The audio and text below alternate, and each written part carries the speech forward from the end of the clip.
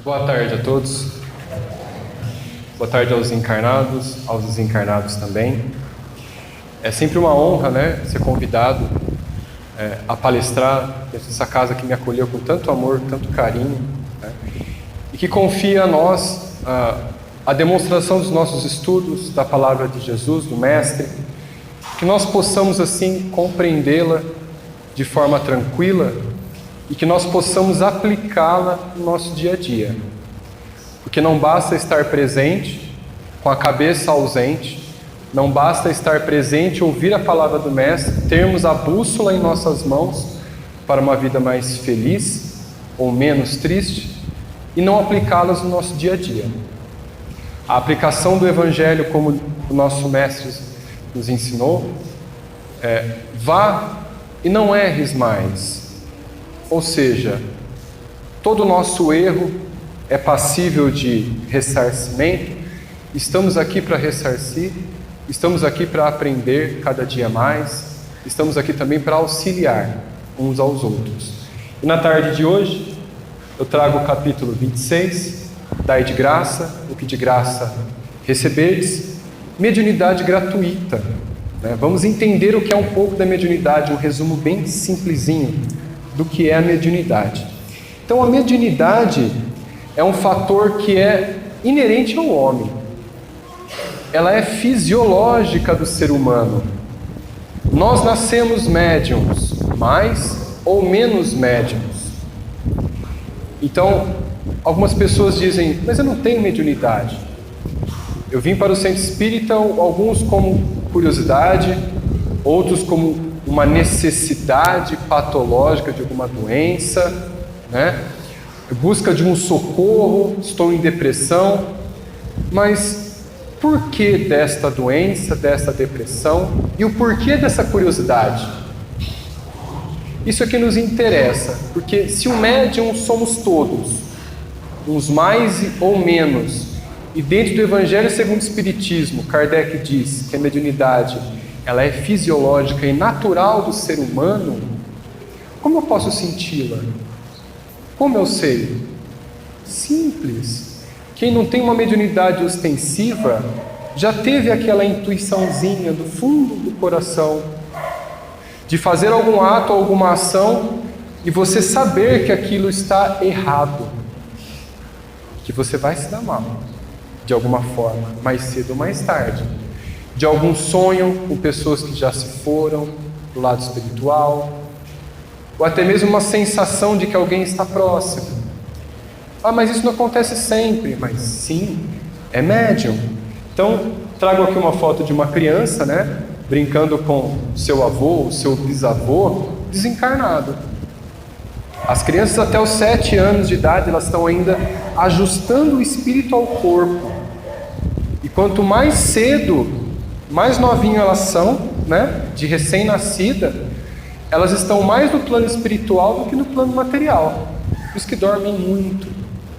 Eu tenho um exemplo da minha filha que nasceu, ela tinha 4 meses, ela mal sorria.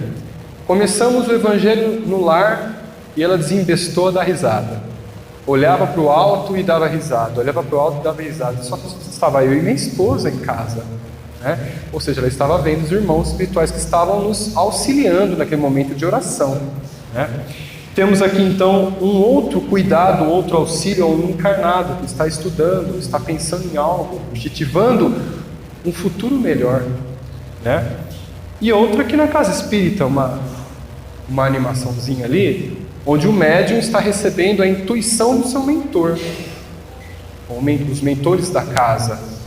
Então, uns mais, outros menos médiuns, Mas como eu posso distinguir? Mediunidade não ostensiva. No capítulo 14, livro dos médiuns, diz o seguinte: os médiuns involuntários ou naturais são os que exercem a sua influência sem querer. Olha só, nosso dia a dia é imperceptível, eles nem o sabem, Não tem nenhuma consciência do seu poder e quase sempre o que acontece de anormal ao seu redor não lhes parece estranho.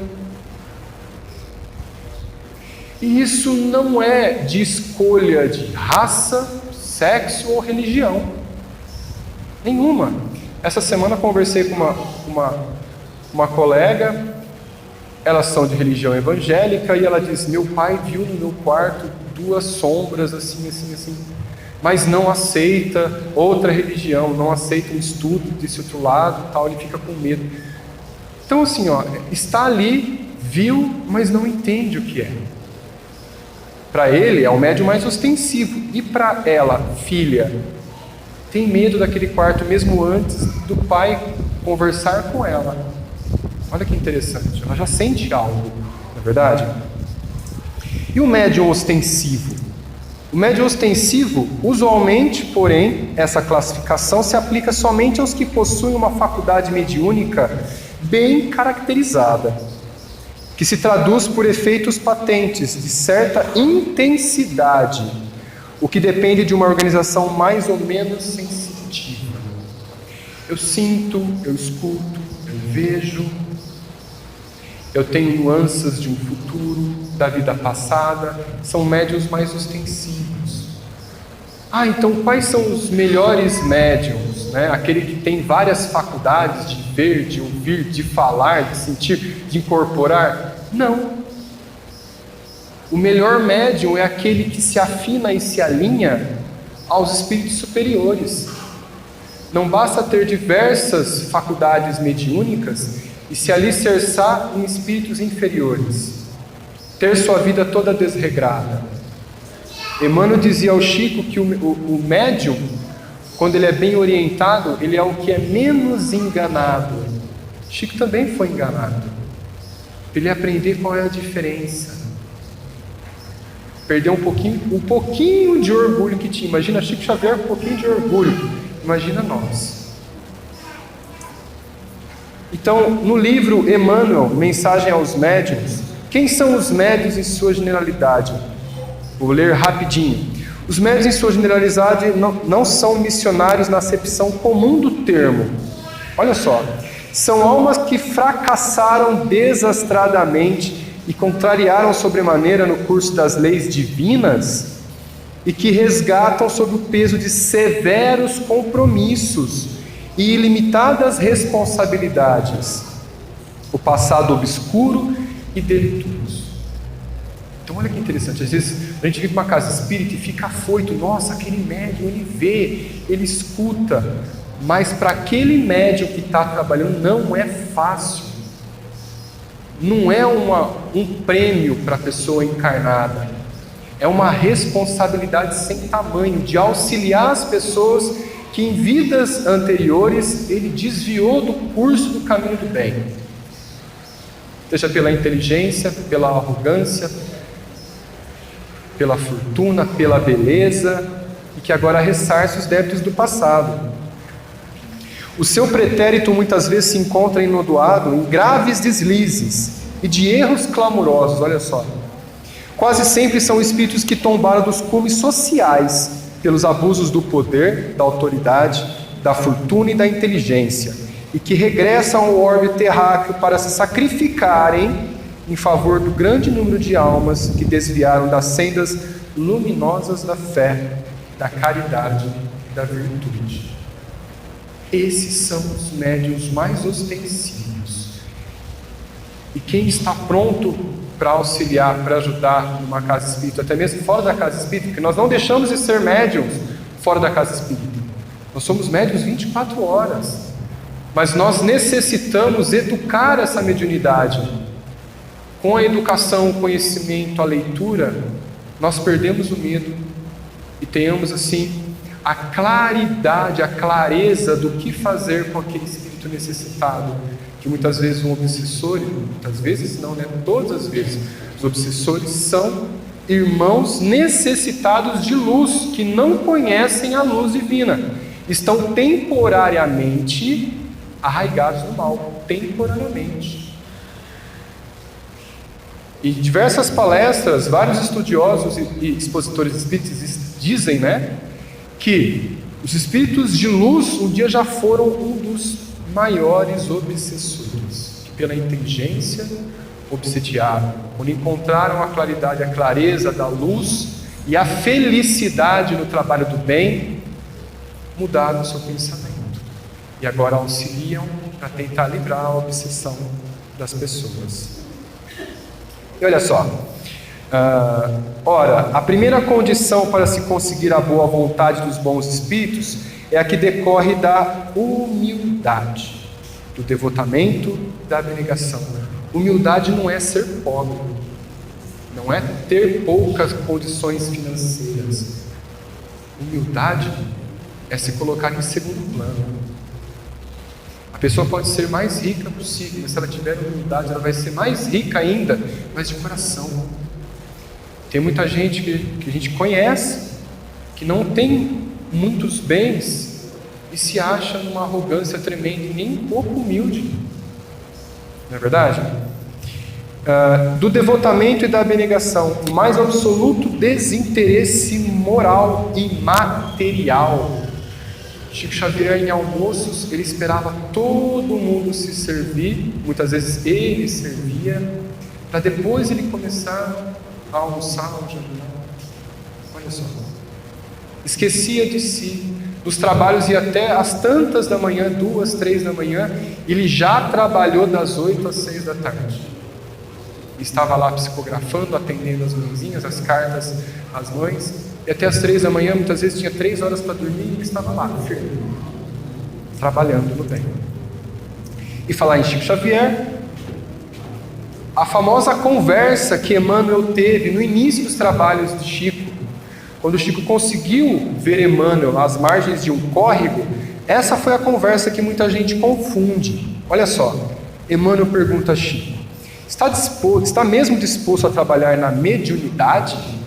E Chico responde: sim, se os bons espíritos não me abandonarem. E aí o Emmanuel continua: você não será desamparado, mas para isso é preciso que trabalhe, estude e se esforce no bem. Olha só, se esforce no bem, Chico Xavier, que já era toda bondade, todo amor e bondade, o Emmanuel pedindo para que ele se esforçasse mais ainda no bem. E ainda Chico responde: como eu consigo fazer isso? E Emmanuel termina a famosa frase: disciplina, disciplina e disciplina.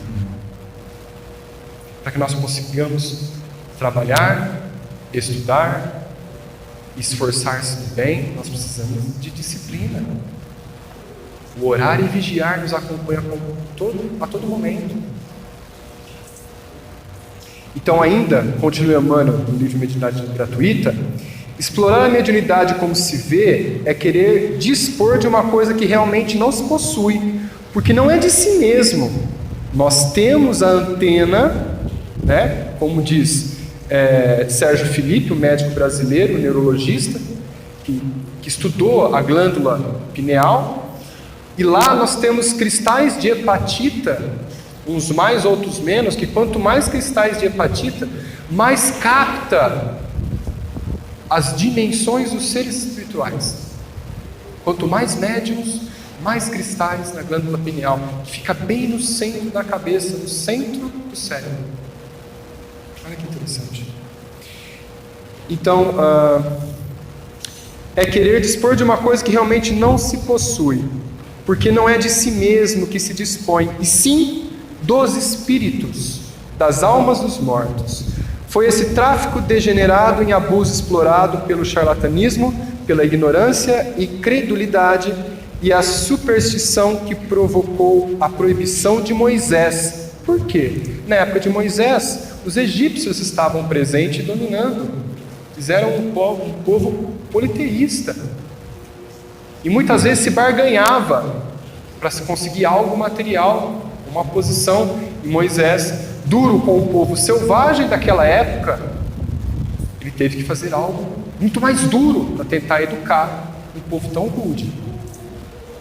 No livro Libertação tem uma passagem muito interessante onde uma casa que auxiliava espiritualmente, né, foi indicada a uma senhora que estava obsediada por várias entidades espirituais.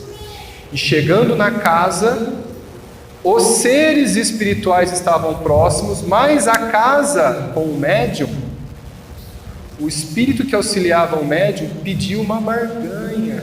Ele cobrou pela consulta espiritual. Olha só. Então, assim, Gubbio, que acompanhava André Luiz nesse caso, né, no livro Libertação, diz assim a André Luiz: jamais endossaremos um espírito dogmático e intolerante. É imprescindível, porém, que o clima da prece, da renúncia edificante, do espírito de serviço e fé fervorosa ou renovadora, através de padrões morais nobilitantes, constitua a nota fundamental de nossas atividades, no psiquismo transformador, a fim de que nos encontraremos realmente num serviço de elevação para o Supremo Pai. Esse é o ambiente onde se encontrará as entidades superiores.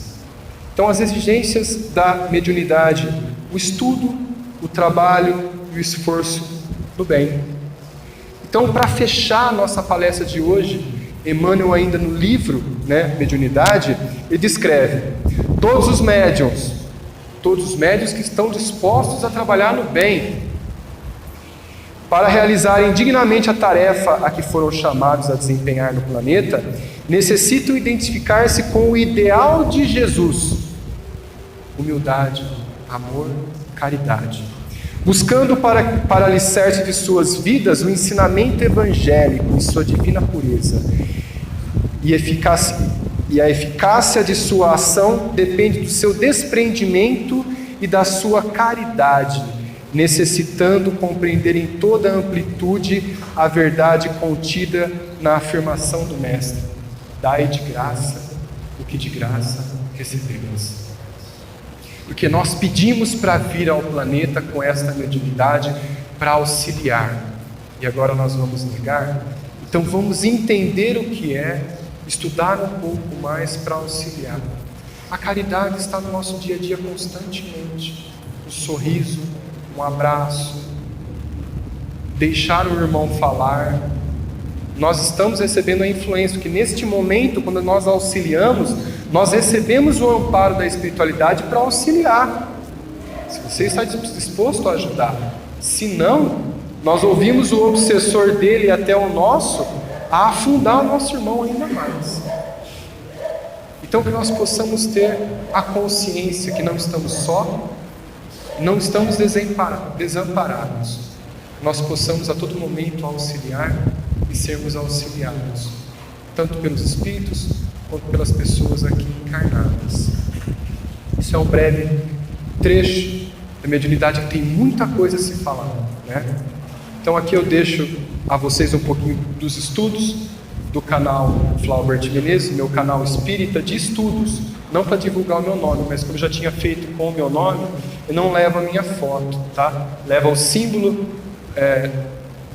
da minha assertividade espiritual, a minha cachorra, onde eu descobri e tive a certeza da vida após a vida, Então aqui nós temos diversas pastas de palestras para estudos, tanto mais simples quanto mais complexo, científico ou não, tá? E quem me ensinou isso tudo foi Rodrigo de Campos. Também tem uma página, com tantos outros títulos que nós estudamos para a gente poder conversar um pouco mais e aumentar os conhecimentos, inclusive divulgar, para que você que esteja um pouquinho mais preocupado em algo, abra uma palestra, um título que te chame a atenção, é aí que você está sendo influenciado para se acalmar e ter a força, a esperança para ultrapassar mais um passo na evolução. Que nesse fim de ano todos tenham muito mais amor no coração, a consciência que sozinho nós não somos nada, que se um irmão do nosso lado chora, é sinal que nós não estamos prontos a abranger o mundo superior. Nós possamos olhar para o lado, dar as mãos todos juntos e seguirmos em frente, enxugando as lágrimas de quem está do nosso lado e quem está do nosso lado enxugando nossas lágrimas. Todos tenham um excelente Natal, um excelente fim de ano, um ano novo cheio de esperança, de caridade e de amor ao próximo. Nós possamos seguir juntos na fé com o nosso Mestre Jesus. Muito obrigado. Boa tarde.